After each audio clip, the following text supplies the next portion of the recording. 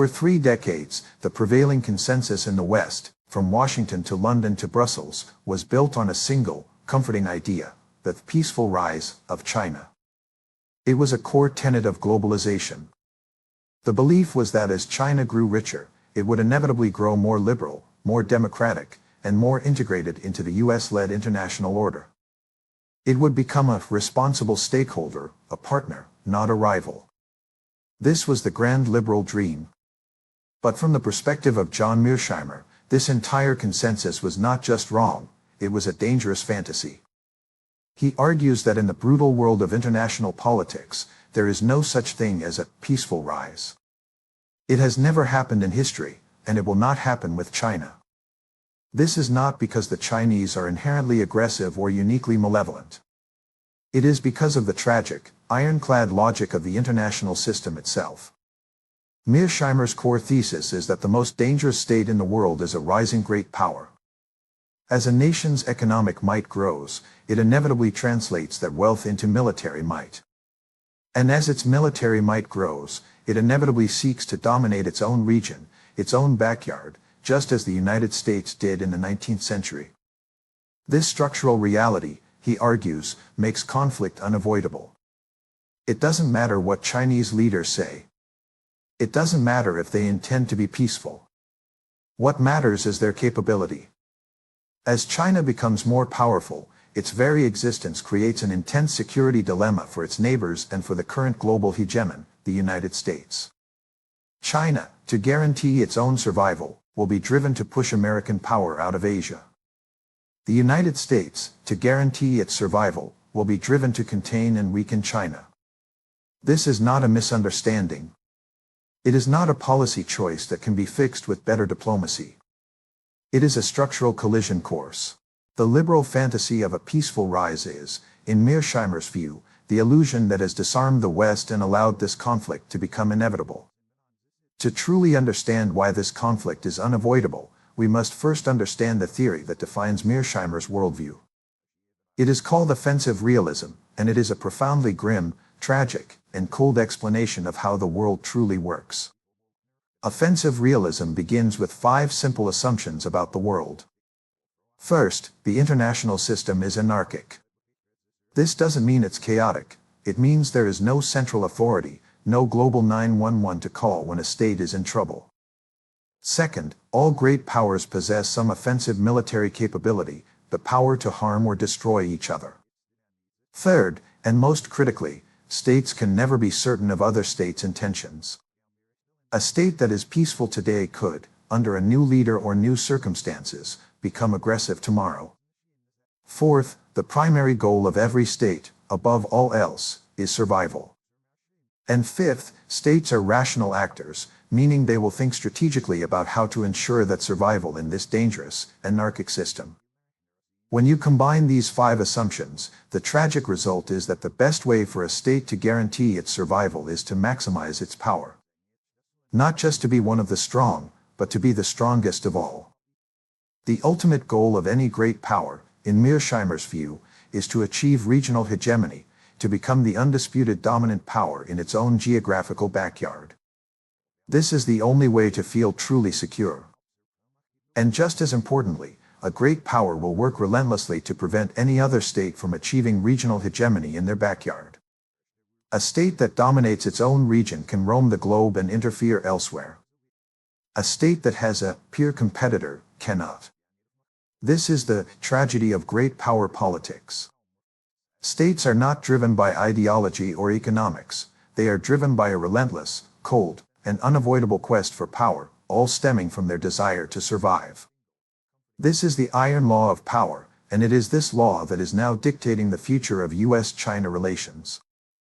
This brings us to China's grand strategy. From Mearsheimer's perspective, what China is doing today is not erratic, aggressive, or communist. It is perfectly rational.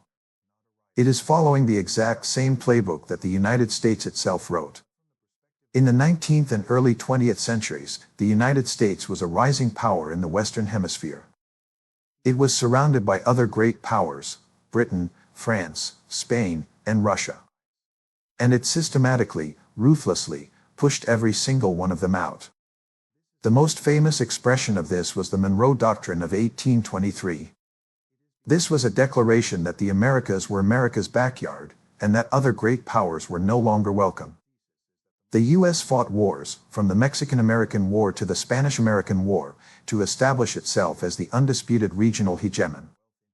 By 1900, it had succeeded. John Mearsheimer argues that China is simply pursuing its own Monroe Doctrine.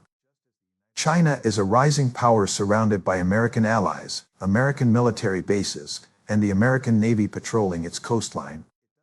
From Beijing's perspective, this is an intolerable security threat. To feel secure, China must become the regional hegemon of Asia. It must push the U.S. military back, beyond the first island chain, the islands from Japan, through Taiwan, to the Philippines. This is why China is building a world-class navy. This is why it is building artificial islands in the South China Sea.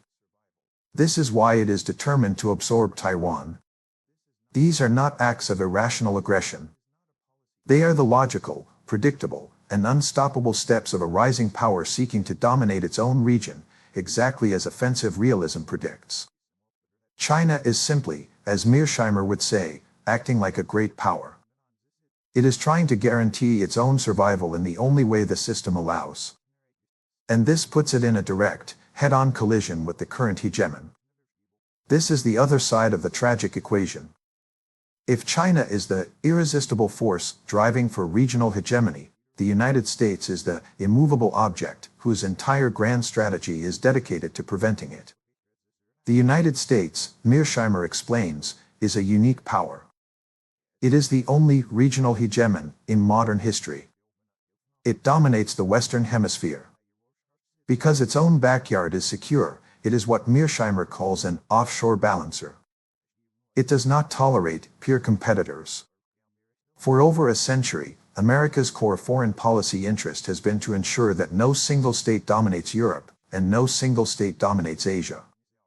It is the offshore balancer that swoops in to check any nation that gets too powerful. The U.S. entered World War I to stop Imperial Germany from dominating Europe.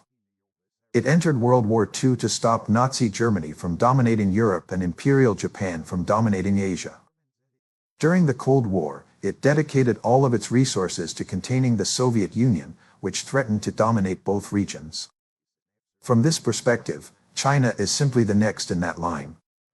China is now far more powerful than Imperial Germany, Imperial Japan, or even the Soviet Union at its peak. It is a true peer competitor. Therefore, Mearsheimer argues, the United States has no choice. It must do everything in its power to contain, weaken, and, if possible, break up Chinese power. It doesn't matter who is president. A Democrat or a Republican, a liberal or a conservative, will be forced by the iron logic of realism to adopt a hardline containment policy against China. The U.S. cannot, and will not, tolerate a Chinese regional hegemon. This is not a choice, it is a structural imperative. The two greatest powers on the planet are now locked in a security competition that neither can escape. So if this conflict is structural and unavoidable, how did it happen so fast? Mearsheimer's answer is that this is the story of the greatest strategic blunder in American history. While realism predicted this competition, America's own liberal foreign policy is what made it so powerful, so quickly. This blunder was the strategy of engagement, adopted by President Clinton in the 1990s and continued by George W. Bush and Barack Obama.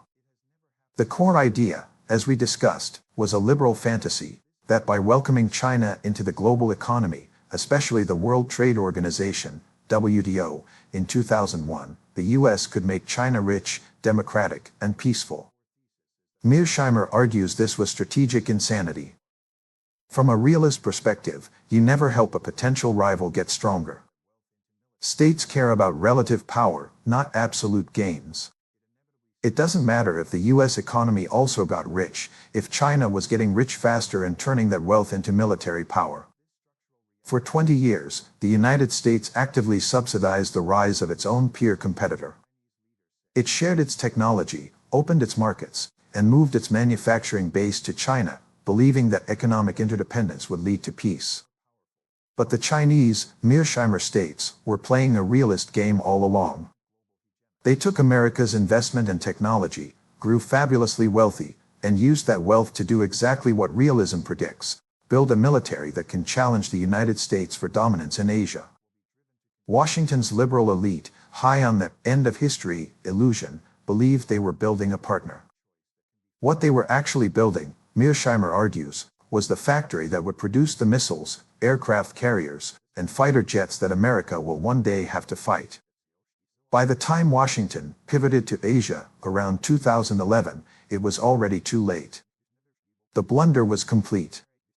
The US had wasted its unipolar moment and had, with its own hands, created the most formidable rival it has ever faced.